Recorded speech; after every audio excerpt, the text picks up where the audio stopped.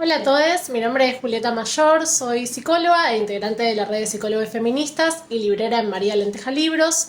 Vamos a inaugurar este ciclo de charlas y entrevistas junto a Mariana Gardela, que es doctora en filosofía, investigadora asistente del CONICET, lesbiana, y le invitamos a charlar en el Día de las Personas LGBT en las Ciencias, que, investigando un poco, es un día que surge a partir del año 2018, o sea que no hace tanto tiempo, en el Reino Unido, intentando dar mayor visibilización a las problemáticas que se enfrentan las personas LGBT cuando intentan introducirse en el mundo de las ciencias.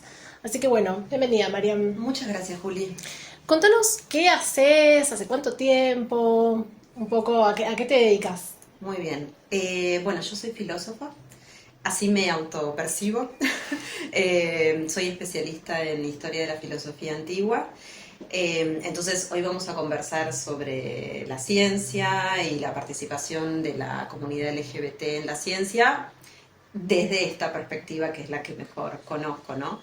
Y es importante hacer esta aclaración porque en general ciencia es un concepto que no remite a las humanidades en primer lugar, ¿no? O sea, hay ciertos estereotipos vinculados a lo científico por los que en general asociamos ciencia a laboratorio, ¿sí? Ciencia a probeta, ciencia a microscopio. Guardapolvo.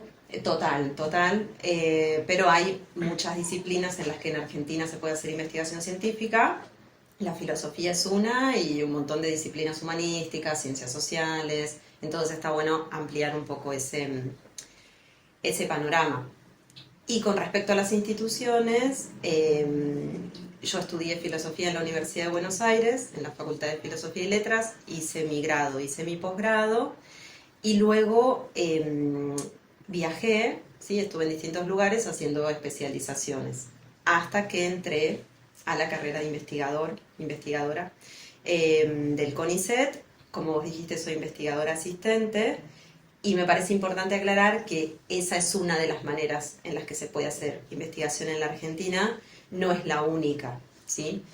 Como hablábamos hace un rato, es una institución, el CONICET, muy importante porque financia la investigación, paga el salario de muchos investigadores e investigadoras, pero se puede hacer investigación en otros espacios, ¿sí? En ámbito privado o en otro tipo de instituciones. Sí, totalmente. ¿En qué momento de tu vida apareció la inquietud por la ciencia?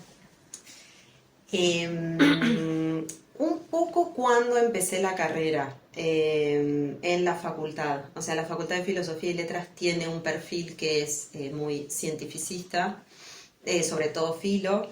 Desde muy temprano en la formación aparece la idea de que podés investigar. Sí, eso es muy particular. Creo que es muy positivo y negativo a la vez, porque genera también cierta limitación respecto de la posibilidad de desarrollarse profesionalmente en otros ámbitos que no sean la investigación. Sí, pero igual sabes que pienso que eso es algo que pasa en la mayoría de las facultades como con alguna salida laboral.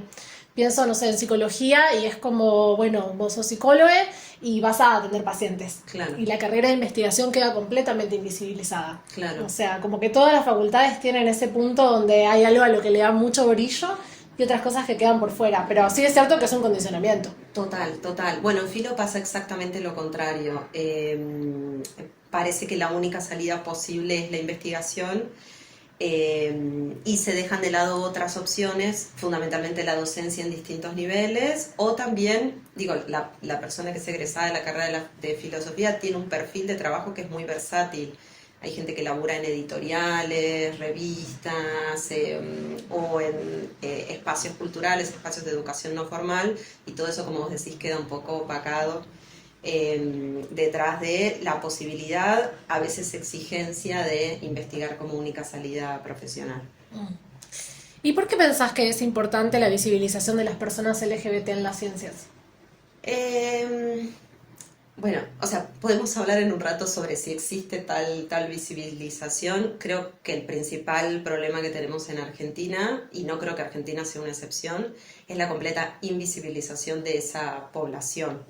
Eh, la visibilización, que me parece que es un fenómeno sobre el que todavía hay que trabajar muchísimo, Primero es una cuestión de justicia social, ¿no? O sea, es importante que toda persona, independientemente de su orientación sexual o autopercepción genérica, pueda desarrollar una carrera científica si así lo desea, sin que su orientación sexual sea un impedimento, ¿no? Para eso, que es lo que frecuentemente ocurre, ¿sí?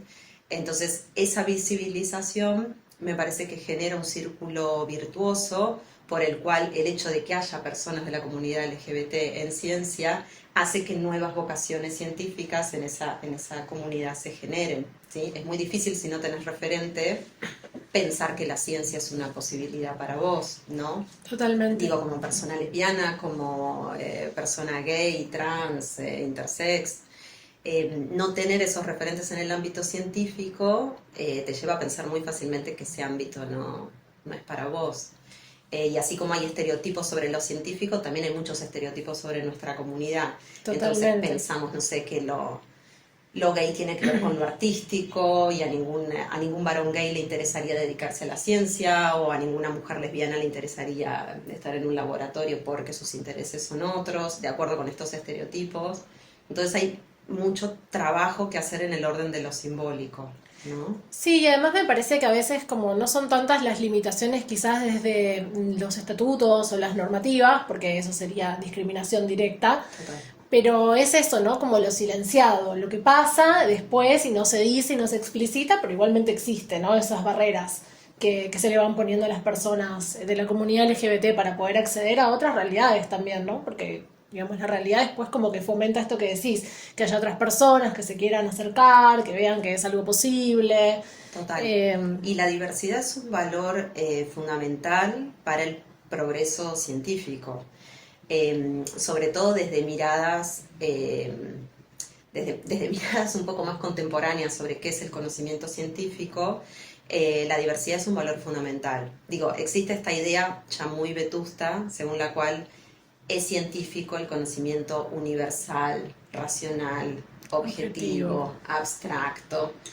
Y lo que han demostrado, sobre todo las epistemologías feministas, es que ese tipo de conocimiento, que muchas veces se hizo pasar por conocimiento universal, no es sino la universalización de una experiencia muy concreta y muy particular, que es la del varón cis blanco, ¿no? Y esto ha pasado en numerosas disciplinas, las humanidades ni hablar, pero incluso en las llamadas STEM, ¿no?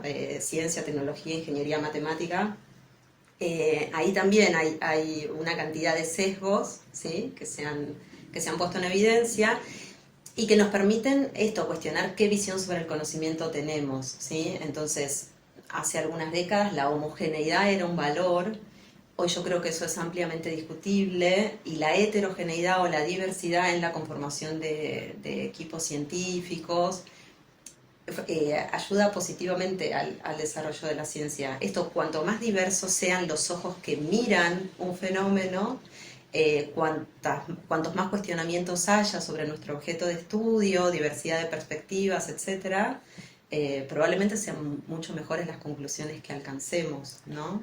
Sí, y además me parece que es muy importante esto que decís de que siempre hay ciertos ámbitos donde se pretende esto, ¿no? Como es universal y lo observamos, y es así. Pasa mucho con la biología.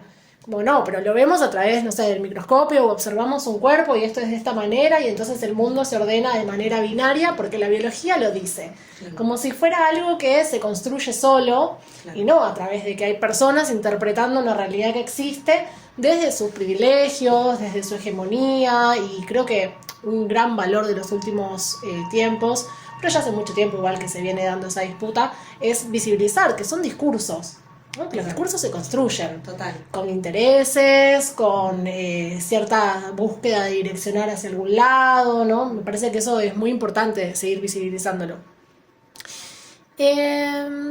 A ver, ¿cuáles fueron tus mayores desafíos como mujer lesbiana en la academia? Bueno, o sea, lo que nos ocurre a las lesbianas es que quedamos invisibilizadas detrás de las mujeres en la academia, ¿no? Y no somos exactamente lo mismo. Entonces, hay un montón en Argentina de estudios y datos estadísticos sobre la participación de las mujeres en la ciencia y la brecha de género que existe en ciencia, ¿sí? Hay mucho para decir acerca de eso. No en las universidades, pero sí en el CONICET, las mujeres son un poco más del 50% de la población que trabaja en el organismo, ¿sí? Entre becarios, investigadores y personal administrativo, técnico. Lo que es curioso es que estamos en la base de la pirámide, ¿sí? A medida que subimos, en los escalafones que son más altos, prácticamente no hay mujeres, ¿sí? En la categoría superior, que es la del investigador superior precisamente, hay solo un 25% de mujeres. Y son muy pocas las mujeres que llegan a ocupar cargos de gestión. O sea, recién el CONICET ahora por primera vez tiene una presidenta que es mujer, ¿no? Ana Franchi, es la primera vez que ocurre en el organismo. A las mujeres les cuesta también, o nos cuesta también mucho, llegar a esos puestos de gestión, esos puestos de evaluación. Entonces, estamos frente al famoso fenómeno de techo de cristal, Sí. bozal de cristal también, porque esto no podemos llegar a los lugares en los que se toman las decisiones políticas, se toman las decisiones respecto del financiamiento, o incluso se trabaja en esto que llamamos divulgación o extensión, ¿no?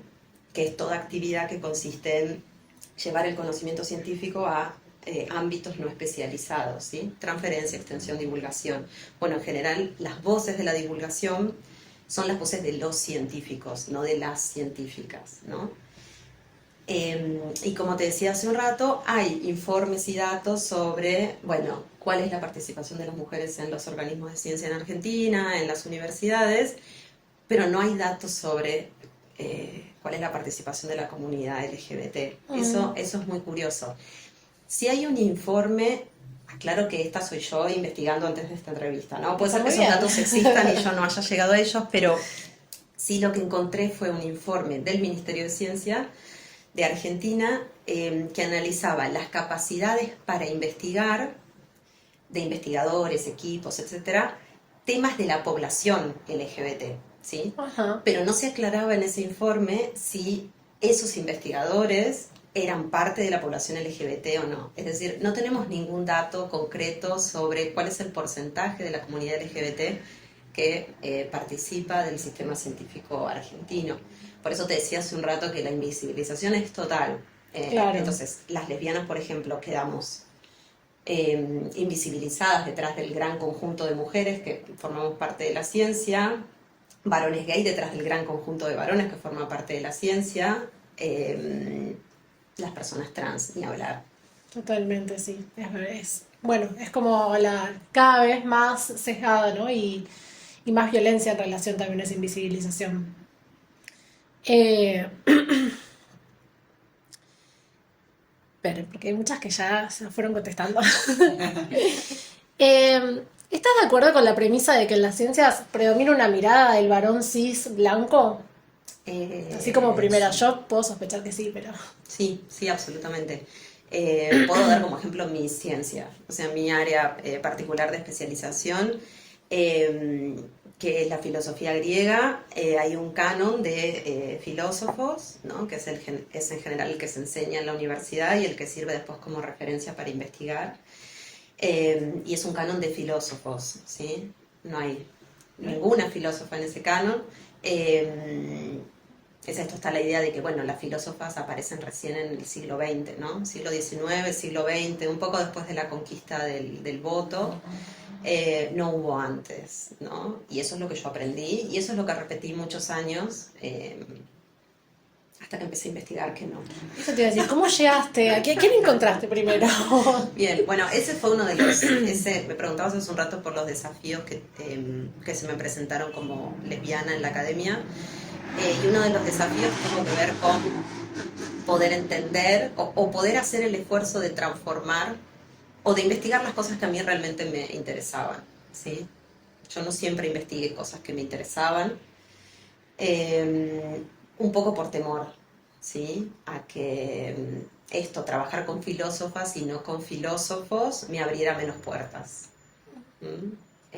Y cuando empecé mi investigación sobre filósofas griegas, empecé sola en Argentina. ¿Sí? Había algunas cosas escritas hace algunos años en otros lugares, pero en Argentina estaba sola.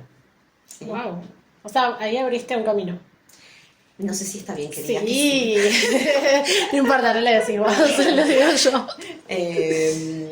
Pero bueno, sí, esa creo que fue la principal dificultad en relación con la elección del tema y la confianza personal en que eso podía ser un tema y en que yo tenía las herramientas para defender que era filosóficamente relevante poder discutir la conformación del canon que estábamos manejando en el área en la que yo trabajo, ¿no? Que es un movimiento que ocurrió luego, bueno, o al mismo tiempo en otras áreas de la filosofía e incluso en otras disciplinas humanísticas, en Argentina, sobre todo a partir de los paros feministas, ni una menos. O sea, muchas académicas empezamos a revisar cuál había sido la contribución de las mujeres en nuestras disciplinas, ¿no? Entonces tengo colegas que hacen lo mismo que hago yo en la antigüedad en sus propios periodos de trabajo, ¿no? Y lo mismo en otras disciplinas. Ese movimiento es interesante porque es un movimiento que viene impulsado por un fenómeno que no es académico, ¿sí? Que es el de la calle. Sí, es como la calle metiéndose a la agenda de la academia. Total. Bueno, sí, en psicología también, porque en algún momento es como, bueno, Freud, Lacan, los señores más, que además no viven acá, no vivieron, ya no viven, ¿no? Pero no vivieron acá, entonces no conocen la problemática local, pero se produce conocimiento y lo queremos meter, ¿no? Como acá en esta sociedad. Y hay hace mucho tiempo un montón de mujeres haciendo teoría sobre psicología, de personas, parte de la comunidad trans también. Entonces empezar como a poner eso en valor y dejar también de sentir esto que decías, ¿no? Bueno, sí, hay temáticas que se investigan sobre la comunidad LGBT, pero ¿quién las investiga? Claro. Pues investiga un señor blanco, cis, que no se pregunta muchas cosas, claro. Es complicado también después. Esa producción de conocimiento está muy sesgada y a la vez no se admite que está sesgado. Claro. ¿Y por qué pensás que pasa esto de los varones así, cis, y los privilegios dentro de la academia? No lo voy a decir de manera muy sutil, creo que porque son los dueños. O sea, el hecho de que sean varones, en su mayoría, los que ocupan los puestos de investigación más altos, los puestos de gestión, que estén al frente de las comisiones de evaluación, de financiamiento, etcétera, hace que se genere un círculo, ya no vicioso, ya no virtuoso, perdón, mira el fallido que tuve, ya no virtuoso, sino vicioso, por el cual son varones los que eligen varones. ¿Sí? Inclusive eso es así en facultades donde la mayoría de los estudiantes son mujeres. Totalmente. Eso es una cosa que a mí me vuela la cabeza, sí. ¿No? Puedes tener ayudantes, inclusive profesoras, pero después en las titularidades de cátedra tenés todos varones. Sí. Y después los decanatos también. El decano es un varón y el secretario de asuntos académicos es un varón. Aun cuando la mayoría somos alumnas o alumnes. Total. Sí. No se sabe cómo pasa eso. Total. Si no es por esto que decís, de que son dueños. Y agrego también que el hecho de que haya algunas mujeres en esos puestos, que es por supuesto absolutamente importante, tampoco asegura, ¿cómo decirlo?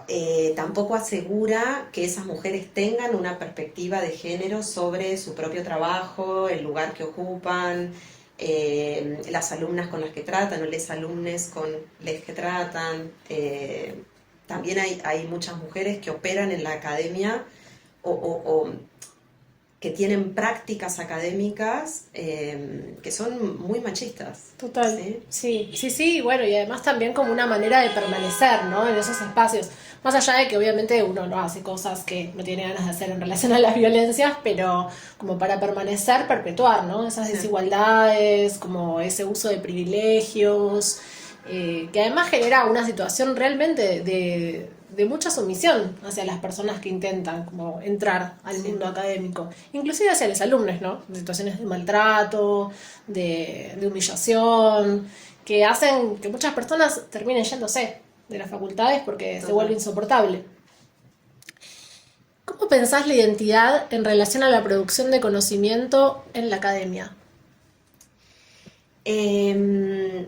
Bueno, o sea, yo pienso que es clave y lo pienso por lo que decíamos hace un rato, ¿no? O sea, quien investiga, quien observa, quien manipula instrumentos, en mi área, quien interpreta, quien escribe, eh, es una persona que está íntimamente ligada con su objeto de estudio, ¿sí? Íntimamente ligada. Y su mirada se traslada al estudio de ese fenómeno, ¿no? O sea, como sugeríamos hace un rato, toda observación es una observación que está cargada, que está atravesada por discurso. Todos los instrumentos que utilizamos para trabajar son instrumentos que tienen historia, tienen alcances, tienen limitaciones, es decir, no hay ningún aspecto de nuestra práctica que sea un aspecto neutral. Entonces la identidad es un factor que también atraviesa la práctica científica y que se manifiesta, bueno, de distintas maneras. Esto en el área en la que yo trabajo puede ser a partir de la elección del tema, de la elección del marco teórico, la conformación del marco teórico a partir del cual trabajás, la recuperación de ciertas figuras, ¿no? De la historia de la filosofía tradicionalmente omitidas. Yo creo que ahí está la identidad hablando, ¿no? O sea que lejos de pensarlo como algo que no está bueno que aparezca, vos pensás que es un valor más ahí a poner a Totalmente, jugar. totalmente. Y creo que el valor es declararlo. Lo que no es valioso es no declararlo. Es muy hipócrita además. Absolutamente. Pero es como, me parece que también muchas veces desde lo social inclusive, viste que está esta idea, como cuanto más objetivo, está alimentada obviamente desde desde la academia, cuanto más objetivo es mejor, ¿no? Cuanto menos se meta, como si eso pudiera ser posible en algún punto, sin que vos dijeras, che, esto está pasando, ¿no? Como a mí me atraviesa esta realidad, esta situación, esta identidad sexogenérica, y esto aparece acá, pero no invalida ese conocimiento. Absolutamente, absolutamente. O bueno, esto que pasa siempre, ¿no? Hay mucha gente que elige temas de investigación porque se siente interpelada individualmente por esos temas. Entonces, eso, lejos de obstruir el desarrollo de esa investigación, la impulsa. Lo que hay que hacer es aclararlo, por supuesto, ¿no? O sea, yo elijo este tema porque mis presupuestos son tales, este marco teórico es el que eh, formulo porque dejo afuera tales cosas, incluyo otras, estas son las razones. O sea, creo que lo que está bueno es declarar, o sea, es la honestidad y también aportar razones sobre por qué una dice las cosas que dice, ¿no? O sea, que no sea caprichoso el lugar desde el cual enuncio lo que quiero enunciar. Eh, pero bueno, esto, siempre que haya buenas razones, es aceptable. Sí. ¿Cómo percibís vos la relación entre el mundo académico y el mundo real o la sociedad en general?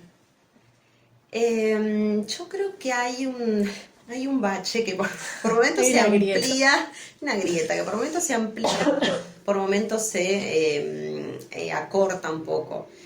Eh, sí es cierto que el CONICET tiene planes de desarrollo científico que están motivados por necesidades sociales, necesidades económicas, necesidades productivas propias del país. Eso me parece que está genial que pase y que es una manera de acercar, ¿no? O de poner la ciencia al servicio de problemas que realmente nos afecten. Pero no estoy segura de que socialmente eso se vea y eso se valore, ¿sí? Me parece sí que durante la pandemia hubo una mirada sobre el trabajo de los investigadores y las investigadoras que fue distinta, ¿no? De golpe empezamos a usar barbijos del CONICET porque eran los mejores. O empezamos a ver en televisión, ¿no? Muchas investigadoras e investigadores que estaban trabajando y que daban notas y explicaban. Eh, y me parece que eso acercó un poco,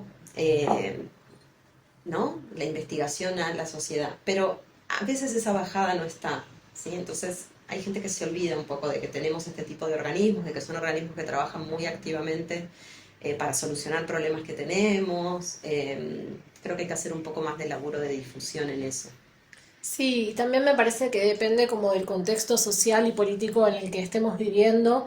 Hay mucho vapuleo hacia ese tipo de trabajos, ¿no? Porque hay mucho desconocimiento también y mucho relato en relación a, bueno, Me acuerdo que hace unos años, cuando había terminado el anterior gobierno, estaba toda esta idea instalada de que en el CONICET se investigaba cualquier cosa, ¿no? Sí, Y como algo de hacerle mucho daño a esa institución, que creo que esto que decís, la pandemia obviamente hizo que los discursos así como más científicos circularan en los medios, pero siempre hay algo pendiente ahí, como de acercar esas posiciones a esos actores sociales que queda incompleto.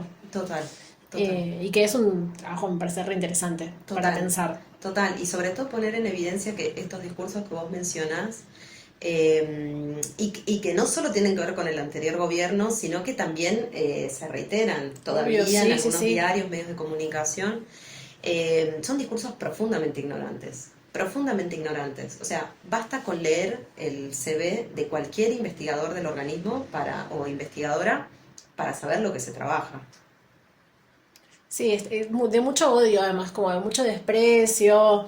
Pero bueno, creo que es fundamentalmente importante, ¿no? Que haya un organismo esto que esté también en contacto con qué problemáticas hay en una sociedad, en un país, y que atienda eso.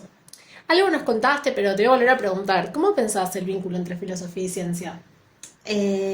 Bueno, hay una discusión al interior de mi disciplina respecto de si somos ciencia o no. Eh, yo no puedo tomar posición al respecto. Sí me refugio siempre en la idea de que somos parte del sistema científico y con eso me alcanza. Sí creo que tenemos una función muy importante que es la de cuestionar de una manera que no lo hace ninguna otra disciplina. Creo que esa es nuestra característica fundamental, ¿no? Cierto uso muy radical de la pregunta, ¿sí? Y muy radical de la crítica, que se lleva puesto todo, que es lo que nos convierte en una disciplina muy valiosa y creo también en una disciplina aliada de otras disciplinas científicas. Digo, hay mucha, no quiero que esto tampoco se transforme en un alegato en favor de la filosofía, pero hay mucha gente, muchas personas filósofas que trabajan con equipos de biología, física, o sea, existe la llamada filosofía de la biología, filosofía de la física, bueno, filosofía de las ciencias en general. Trabajamos también en alianza con otras disciplinas humanísticas, porque ese uso de la pregunta, ese uso de la crítica le viene bien o se puede Sí. aplicar en muchos ámbitos que exceden a la filosofía misma, ¿no? Creo que ahí está el valor. Bueno, el psicoanálisis hizo una alianza con la ciencia y para siempre. Total, total. Y realmente subsiste como a diferentes autores y momentos, ¿no? Porque en algún momento era, bueno, no sé, Lacan con Hegel, pero después también el psicoanálisis contemporáneo con Butler, con Claro, Preciado, claro, como con personas que producen desde otro lugar y que siguen generando, ¿no? Como hay reacciones. claro. Eh, Bueno, o sea, me gusta la idea de personas que producen desde otro lugar, porque, bueno, justo nombraste dos casos, Butler y Preciado, que se parece mucho a mi juicio a lo que era una antigua sabia o antiguo sabio en Grecia, ¿no? O sea, una persona que es un intelectual o una intelectual de manera integral, es decir, que pueden discutir o manejan discursos de disciplinas muy diversas.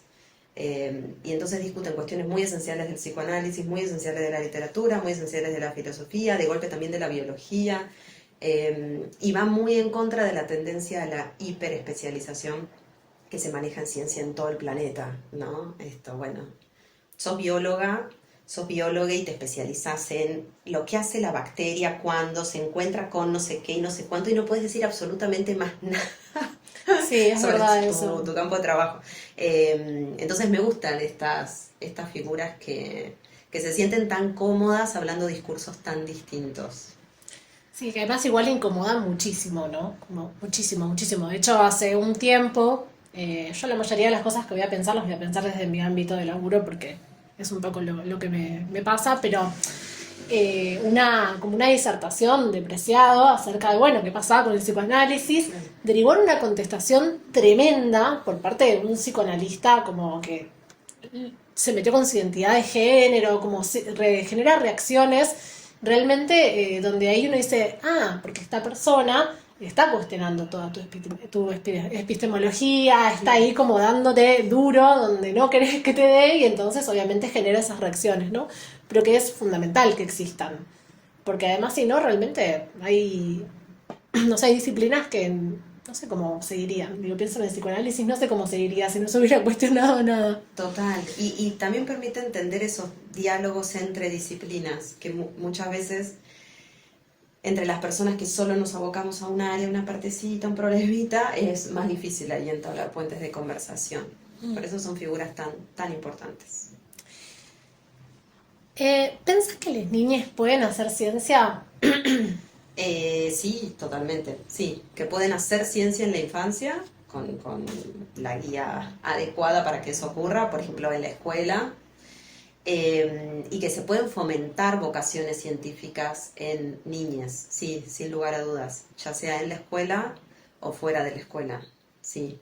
Y ahí es un poco, bueno, es un desafío para todo el sistema educativo / científico, cómo generar ese tipo de experiencias, ¿no? Porque es un poco la escuela y ahí es donde están las infancias, pero a su vez tiene que venir alguien de afuera, ¿no? Entonces el sistema científico tiene que salir un poco de su propia absorción y mirar qué es lo que pasa en instituciones que no son la propia e ir a laburar ahí. Bueno, vos escribiste 4 libros pensados para niñas. ¿Y cómo los pensaste? Contanos un poco primero de qué van esos libros, cómo los pensaste. Sí, bueno, o sea, yo trabajé varios años en proyectos de infancia y filosofía, que son proyectos cuyo objetivo principal es poder llevar la filosofía a estos ámbitos que no son especializados y sobre todo poder trabajar con gente que no tiene conocimientos previos sobre filosofía ni debería tenerlos, ¿sí? Porque una premisa fundamental para filosofar con las infancias es que no haya mediación de conocimiento filosófico erudito, ¿sí? Primero porque es difícil acercar ese conocimiento filosófico en la infancia más temprana, por las características del conocimiento filosófico, es un conocimiento oscuro, pesado, difícil de pensar, difícil de leer, y por otra parte porque es irrelevante, ¿sí? Precisamente porque lo que se busca es que esas infancias puedan hacer lo que hacemos les filósofes, no que puedan leer lo que leemos, ¿sí? Y lo que hacemos es preguntar, explicar, argumentar, criticar, detectar supuestos. Todo eso se puede hacer en la infancia sin necesidad de que estén los textos filosóficos ahí presentes o los grandes nombres de la historia de la filosofía. Y un poco la intención de estos libros es poder hacer ese trabajo y sobre todo ayudar a quienes trabajan con infancias a hacer ese trabajo, ¿no? O sea que está pensado un poco para las infancias, pero sobre todo para maestros y maestras que laburan con infancias. Me parece que además, bueno, abordan diferentes temas, la muerte, la amistad, el cuerpo, pero creo que es una apuesta a un concepto de infancia, ¿no? Esto que decís, porque vos podés pensar en las niñas como seres que no tienen una capacidad reflexiva, como, bueno, algo para mí muy horrendo en relación a comunicarle toda esa potencia en la infancia, o esto, ¿no? Niñas que hacen preguntas y que sus preguntas tienen un valor y tienen un lugar y que tienen un conocimiento, digamos, a su lado, obviamente, ¿no?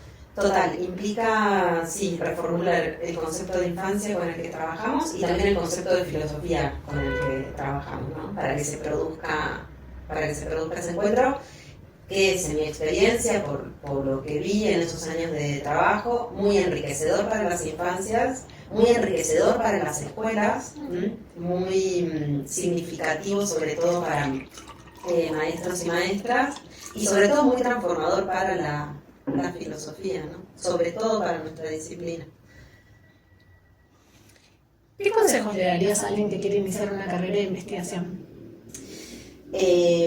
Bueno, porque acá para mí trabajo en general con mucha gente que tiene esa inquietud. Yo creo que lo primero es la información, ¿sí? Precisamente para no elegir sin saber bien de qué se trata. Hablábamos hace un rato de los estereotipos en relación con lo científico. que es importante discutir, ¿no? Para conocer, bueno, cuáles son todas las variables en juego, qué es lo que implica exactamente una carrera de investigación, de cuántos modos se puede desarrollar, en qué instituciones, de qué manera. Esa información en general se obtiene hablando con alguien que ya esté, ¿no? En el sistema científico. Y yo lo que haría primero es recuperar testimonios de gente con mucha experiencia de trabajo y de gente un poco más joven, ¿sí? Porque también algo que pasa con el sistema científico es que constantemente se actualiza y hay criterios que van cambiando. Entonces, las exigencias que tuvo que atravesar una investigador de 50 años no son las mismas que ha atravesado alguien que tiene 35, ¿sí?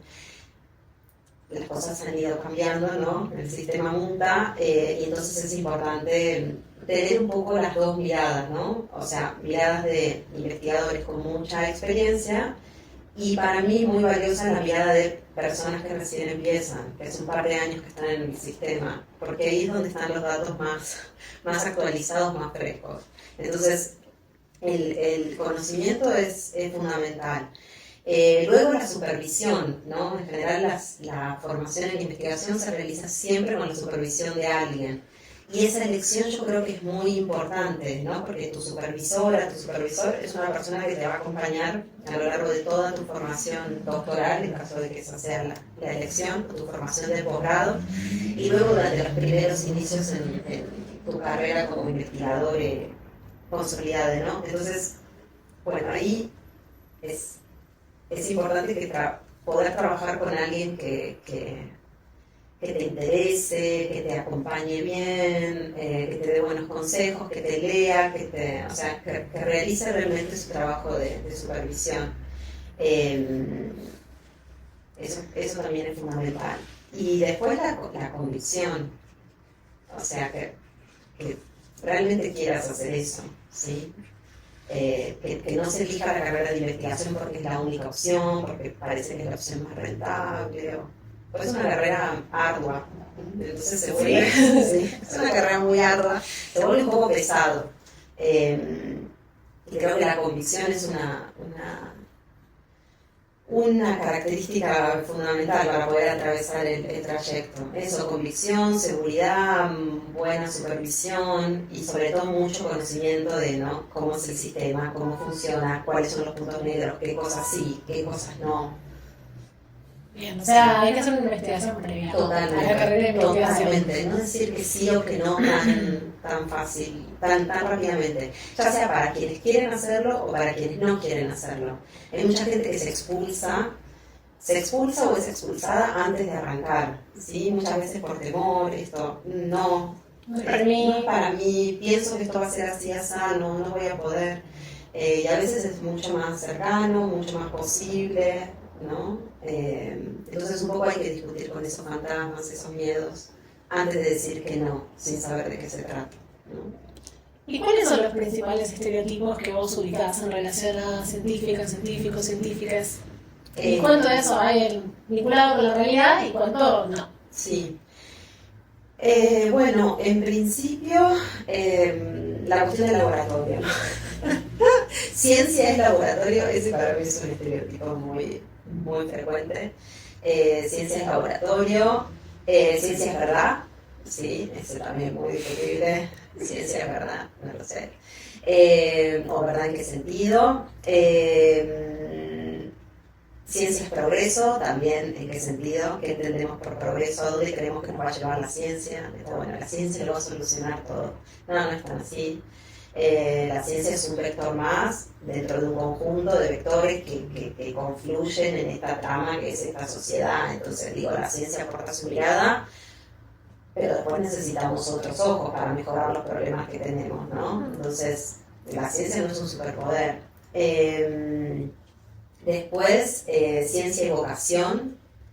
La ciencia es trabajo, ¿sí? Entonces, hay que reclamar condiciones dignas de trabajo. Las vocaciones son muy importantes, como te decía hace un rato, la convicción, la honestidad con la que se hace eso es muy necesario, pero luego es laburo y tiene que desarrollarse en condiciones de trabajo absolutamente formales. Entonces es necesario reclamar los salarios que corresponden, las condiciones de trabajo que corresponden, las mejoras edilicias, institucionales que necesitamos para poder hacerlo de la manera en la que hay que hacerlo, ¿no?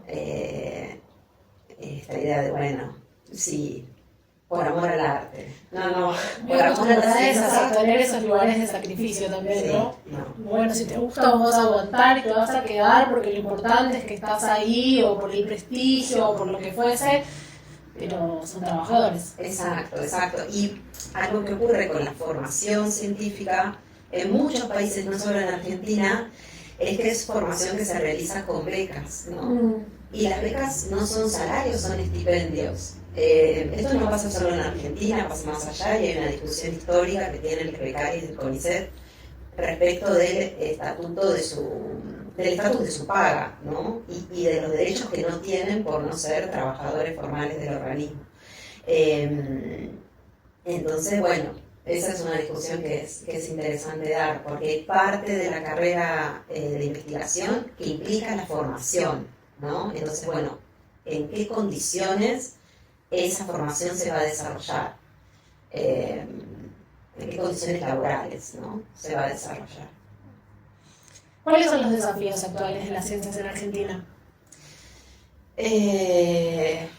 Bueno, yo creo que la inclusión es un desafío, sí, sin duda, entre los más importantes, sí. La inclusión, la visibilización del colectivo LGBT, sin lugar a dudas, la comunicación. Yo creo que se trabaja mucho en Argentina, los investigadores trabajamos muchísimo, tenemos un gran problema para comunicar eso que hacemos, para mostrarle al resto de la sociedad el valor de eso que hacemos. Y creo que tenemos ese problema no solo las personas que trabajamos en humanidades, sino que es un poco general. Entonces digo, acortar esa brecha que existe entre ciencia y sociedad. Y hacernos cargo sobre todo de la comunicación de los propios resultados, ¿sí? O sea, que no hablen por nosotros. Bien. Vamos a hacer así como un ping-pongcito rápido. ¿Científicos, científicas favoritas? Bueno, vivas y argentinas. Me gusta mucho el trabajo de Andrea Gamarnik, que fue una científica que, bueno, viene laburando hace años, es una investigadora hiperconsolidada. Pero se la conoció mucho en la pandemia, ¿sí? Porque ella estuvo a cargo, o sea, es muy conocida por sus investigaciones sobre dengue, pero armó en el Instituto Breluar, que es donde trabaja, un laboratorio especial para estudiar el COVID, ¿sí? En pleno 2020, entonces salía mucho en la tele, en la radio, Sí, la entrevistaban. Ella me parece muy especial. Después, hace poco conocí el trabajo de una investigadora que ya murió, francesa, que se llama Katia Conrad, o Conrad. Se la conoce en realidad por su apellido de casada, Katia Kraft. Ella y su esposo eran vulcanólogos y murieron mirando la erupción de un volcán en Japón. Hay algunos documentales sobre el trabajo que hicieron, y aparecen en uno de los últimos documentales de Herzog, el documental de Herzog sobre los volcanes. Bueno, hay una buena parte que está dedicada a la historia de ellos dos. Y me gusta mucho ella porque era una suerte de rebelde, entonces era científica y recolectaron un montón de información valiosísima sobre volcanes muy peligrosos, porque además se acercaban... Sí, lo dieron todo y así murieron en plena labor. Una figura súper interesante. Y después, bueno, me interesan las científicas de mi periodo, ¿no? No puedo dejar de mencionar a Hipatia de Alejandría, que también, como te decía, era una de estas figuras medio, o sea, un poco filósofa, un poco matemática, un poco astrónoma. Figura muy integral, que fue brutalmente asesinada, ¿no? El obispo, ella era egipcia, o sea, era griega, pero vivía en Alejandría, que es una ciudad que está hoy en Egipto.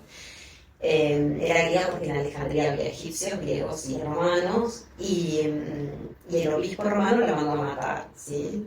porque era considerada una gran amenaza, ¿no? Era una maestra además increíblemente popular, tenía un montón de alumnos que la amaban. Gran científica y... Bueno, esa es mi lista. ¿Y filósofa favorita? Filósofa favorita, lo que pasa es que no es filósofa, pero bueno, mi personaje favorito así griego es Safo. A que las lesbianas le debemos nuestro nombre. Pero bueno, no forma parte del canon filosófico, ¿sí? Sí es la primera mujer griega de la que tenemos texto, pero es mayormente reconocida como poeta. Hay no obstante poemas en los que menciona conceptos filosóficos muy importantes para el periodo. Habla sobre la muerte, la memoria, la virtud, dos valores muy importantes para el mundo griego, pero no forma parte del canon filosófico. Esa también es una discusión, debate interno que hay que dar, ¿no? ¿Qué cosa es filosófica, qué cosa no? ¿Qué hacemos cuando relegamos un texto a la tradición poética? ¿Sí? A veces es como, no tiene valor filosófico, es poesía, no tiene valor filosófico, es literatura. Ese es un gesto muy peyorativo, muy propio de mi disciplina, que hay que cuestionar. O sea que vamos a militar la entrada de Safo. Al canon, sí. ¿Qué estás leyendo actualmente? Estoy terminando un ensayo de Gloria Anzaldúa, Luz en lo Oscuro, que editó Hecht en Argentina. Me lo recomendaron en un taller que hice hace poco. Me gusta en parte por todas las referencias a la mitología mexica que hay en el texto, y porque también no es algo así como un texto. O sea, me interesa, las traductoras hicieron un trabajo espectacular, porque en realidad son archivos que estaban en la computadora de Anzaldúa cuando Anzaldúa murió. Anzaldúa es una feminista chicana, lesbiana, que habla mucho sobre este ser en Nepantla, es el concepto que ella usa para hablar de esta frontera, ¿no? De este lugar entre mundos, que entiendo es el lugar del que ella se sentía parte, ¿no? O sea, una frontera constante entre disciplinas, entre geografías, entre discursos. Entonces, bueno, los textos que tienen historia y que tienen conflictos son los textos que me interesan. Entonces, alguien armó un libro con esos archivos que estaban perdidos en la computadora de Anzaldúa, y eso se editó como Luz en lo Oscuro acá en Argentina. Si te queremos leer, ¿qué podemos encontrar? Piden en María Lenteja. Absolutamente toda mi producción. Bueno, pueden leer eso, que es una traducción pensada por Cipris, que es una traducción de poemas de Gnosis, que es una poeta de época helenística que se siente heredera de Safo. O sea, es una buena puerta para llegar a Safo, empezar por Gnosis. Las griegas, que es mi traducción de fragmentos y testimonios de filósofas, que salió por Galerna y ustedes lo tuvieron y lo vendieron, por eso es que no lo estamos mostrando. Totalmente. Así que Amanda, para niñas y para adultos que quieran leerle niñas. Es verdad, y Amanda es la colección infantil, sí. ¿Cuál es tu libro favorito? No tengo. No tengo un libro favorito. Y además me pasa esto, en general los textos que más me interesan no son libros, porque son textos que están fragmentados, que están rotos. Entonces se hacen libros, por eso el subtítulo de este libro es un libro de Gnosis. Se pueden transformar en libros, pero originalmente no lo son. Y ese es el material con el que más me gusta trabajar. Sí. Entonces está bueno, vamos a ver qué me contestas. ¿Y el género literario preferido? El ensayo. Me gusta muchísimo el ensayo. El ensayo filosófico, el ensayo literario, sí, sin lugar a dudas. ¿Formato preferido para leer? ¿Compu, papel, Kindle? Papel, definitivamente. Papel y lapicito para subrayar, anotar. ¿Último libro que regalaste? Último libro que regalé, compré a mi mamá la última novela de Almudena Grandes, que no sé cómo Sí, se no me llama acuerdo el nombre, libro. pero sí. La quería y pasé por una librería, el otro día lo vi, ella lo estaba buscando, no lo conseguía y lo compré. ¿Y el último que te regalaron? Y el último que me regalaron... A ver, cumpleaños en febrero. No lo recuerdo, me compro mucho yo. El último que me regalaron... ayer un alumno me regaló un libro infantil cuyo título es Achimba, de Limonero. Me gusta Limonero. Tiene unos títulos muy curiosos, Limonero. Sí. Sí, está muy lindo. Bueno, Marian, gracias. Gracias a vos, Juli.